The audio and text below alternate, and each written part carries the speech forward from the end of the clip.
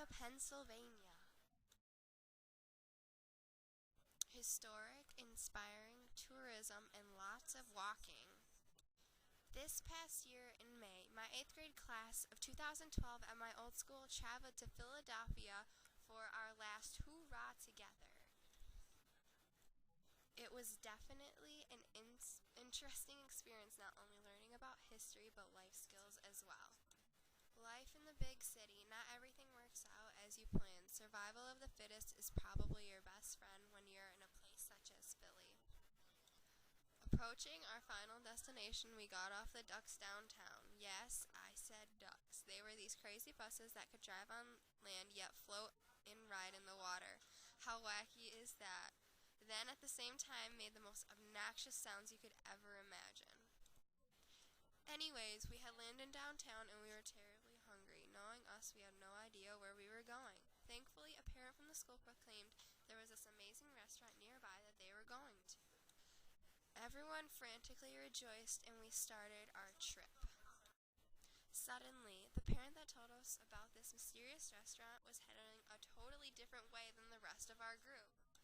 Dazed and confused, we went our own way, thinking we know where we are going. My mother supposedly knew exactly where it was. And then our trip morphed into an insane race. Yet knowing my mother, she had no clue where this restaurant was. Now instead of walking, we were at a pretty decent sprint. My lungs were in my throat. I was heaving at this point. That's also when I realized I was out of shape.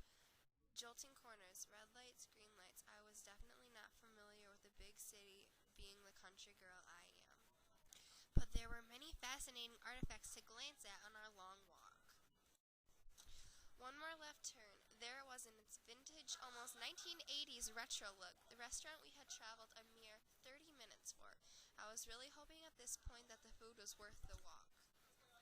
As we stepped into the gigantic mahogany doorway, not even knowing the name of the restaurant, my group almost got trampled by a bunch of crazy strangers.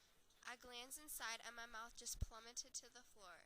This place is packed with people beyond belief. I was so shocked no words could describe it. Turning around, we see that our group had then arrived. Relieved now because they had said they had made reservations 2 hours ago. But here was the catch that infuriated me. They only made reservations for them, yet they told us to come with them to the restaurant.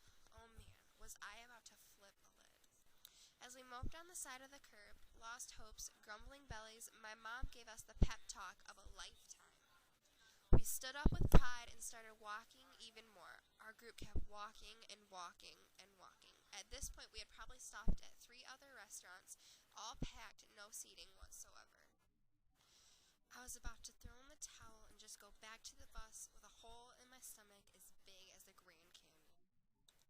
But then, turning the corner down a damp old tunnel, there it was. Standing right in front of us was a sports bar, bigger than ever.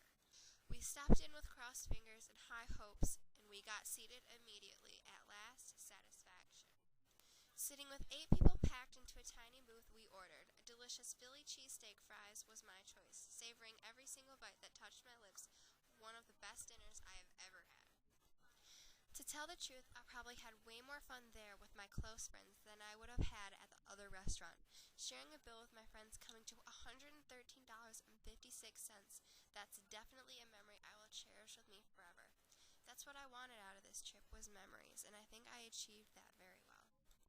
A smile on my face was worn for the rest of the trip. This trip definitely led to achievement and compensation. Enjoying those times with my friends and creating memories is one of the most significant things in a person's life. You shouldn't take those times for granted. Always move forward and never give up.